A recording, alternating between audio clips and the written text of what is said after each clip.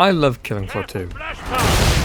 Killing Floor 2 is a fast-paced first-person shooter, where you and your team will face waves of enemies called Zeds. You'll pick from a variety of weapons, trying to survive for as long as you can, while admiring the gore as gibbets fly all around you. It's a game that thrives around pure destruction and chaos, and you bring the chaos. If you've never played Killing Floor 2, or have even heard the name Killing Floor, then you're probably thinking, oh, it's just another zombie shooter game. But that's where you're wrong.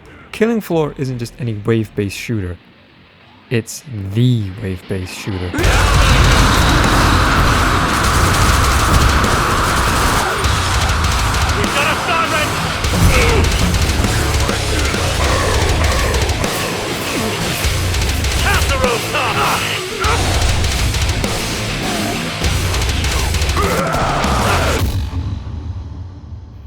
When starting up the game, you are greeted with quite a few choices of game modes. There are loads of maps, and there are different difficulties depending if you have the brain of Doomslayer or a fucking amoeba. Survival mode gives you a select number of waves to survive and then a boss battle at the end. Survival Versus is a PvP focused mode. Wow, no one's playing at all. Endless mode has an endless amount of waves and different boss matches at random. Objectives make you focus on specific tasks and weekly challenges to keep you in the game. And the different maps have different collectibles you need to find and get achievements for. There's one of the collectibles. So there's a lot of shit to do in this game if you ever get bored. When it comes to the maps, they each have a specific environment, like beaches, forests, laboratories. Those are testicles in a jar. France. They all share the destruction caused by Horzine and the Zeds. But now let's talk about something you'll be using to paint the place red. Oh yeah. Mostly got your attention, eh? Picking them off. Here they come, party time. Oh, look at that gem. Not dead yet. I'll sort that.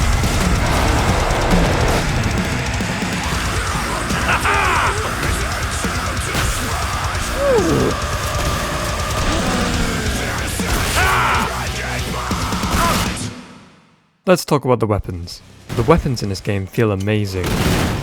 Oh, there he goes. There's something for everyone in Killing Floor 2. Are you from the UK? Knife fight! Knife fight! Oh! Oh, I cut his fucking head off. Japanese? I will die with the honor of Japan. I will slice you the fuck up. Slice, slice, slice, slice, slice. American? Oh my god. Dual Desert Eagles. God bless America. German? Sizzle, you wanker! Yeah. And with so many weapons like assault rifles, explosive flamethrowers, sniper rifles, machine guns, submachine guns, and even a fucking sledgehammer, there's literally always something new to try, and it feels so refreshing, especially when you get Zed Time. Zed Time makes everything go in slow motion, and always happens at the best moments. This can help you line up your next attack for a headshot, or just to admire the gore around you. You can also use something called perks to change your playstyle. So if you like using flamethrowers, for example, use the Firebug perk. Enjoy the satisfaction of headshots? Use the Sharpshooter perk. Love to be close and personal? Use the Berserker perk. If you're more of a team player, you can be support and give your team ammo. Want to keep your teammates alive? Become a medic and keep them healed. There's truly something for everybody in Killing Floor 2. But before we start killing our enemy, we first have to know our enemy.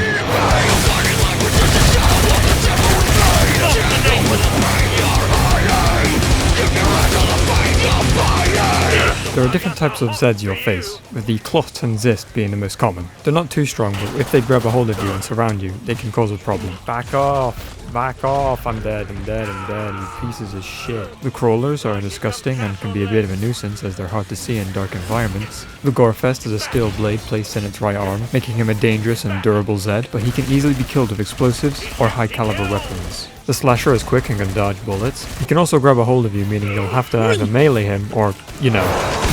The Bloat is a fat ass dual-wielding 2 knives, and if you get too close, he'll be sick on you. He can also explode if you shoot him too much. The Siren's loud scream can damage you even when you're wearing armor, and it can disarm grenades if thrown at her. The Stalker can go invisible, making her hard to see, but if you use the Commando perk, you can see her. The Husk carries a cannon that can shoot fireballs or can be used as a flamethrower. The Scrake is a beefcake that carries a chainsaw and does a hell lot of damage. And finally, the Flesh Pound and Quarter Pound. They have 2 spiked gauntlets that can spin, but can be taken down by shooting the light on their chest. Phew, Okay, I think that's everyone. Would go so much faster if you just killed yourselves. Dr. Hans Volter, a mad German scientist with guns, grenades, and gases. King Fleshpound, self-explanatory, a giant fucking fleshpound. Abomination, fat bastard wearing armor. Patriarch and Matriarch uses technological advancements like shields, grenades, guns, and rockets. And that's all the Zeds. Actually, you forgot about the robotic EDAs who shoot lasers and rockets.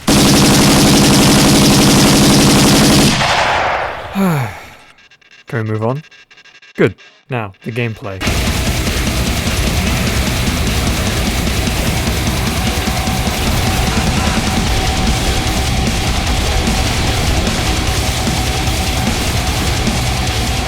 When it comes to the gameplay, it can be described in one word. Satisfying. 92 gigs of pure fun. Killing Floor 2 is a game about killing Zeds. That's it. As I mentioned earlier, the guns feel amazing with headshots being nice and crunchy, and the melee weapons are a perfect balance between blades sharp enough to slice right through anything, or hammers hard enough to crack and crunch your target.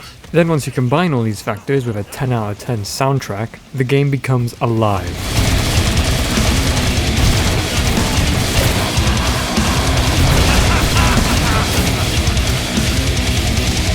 An absolute fucking masterpiece. I've already mentioned about the game modes and weapons, but I haven't mentioned the money. Dosh is earned by killing Zeds. The more Zeds you kill, the more money you earn. The more you earn, the better weapons you can buy. You can also sell your weapons for extra Dosh, or invest your money by upgrading the weapon, increasing its effectiveness and value, kill some Zeds to make some money, then selling it to earn more Dosh. End up making a profit, buy another weapon, and repeat. After doing this for a while, you may feel like it's not Killing Floor anymore, just fucking Monopoly Simulator. If your friends are broke, you can invest in them by giving them your money. However, buying shares in Ocean Gate is probably a better financial decision. By next round, when you're absolutely completely fucking skint, one of two things will happen. He could pay you back and make you richer than the guy from Wolf of Wall Street, or never pay you at all and go bankrupt. I've got nothing left. My point is, the gameplay is straight up satisfying. It's fun, it's addictive, and it's simple.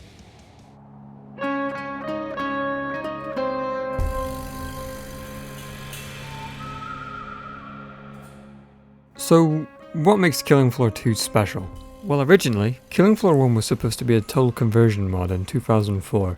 The lead developer at the time, Alex Quick, was approached by Tripwire Interactive about Killing Floor, and they loved it. How did you guys first get started in video game development? Just making mods, basically. I made a few Warcraft 3 skins, a few maps for Warcraft 3, and then an Unreal Tournament 2004 mod, Killing Floor, which got purchased later and turned into a retail game. So. With the assistance of the original mod team, Tripwire would be the new developers of Killing Floor.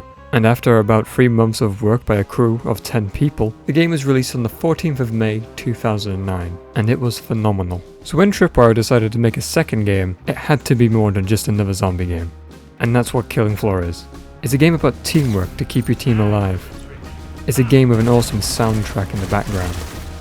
It's about making sure you know your enemy. It's a celebration of gore. It's the horrors of man's creations. This is Killing Floor 2.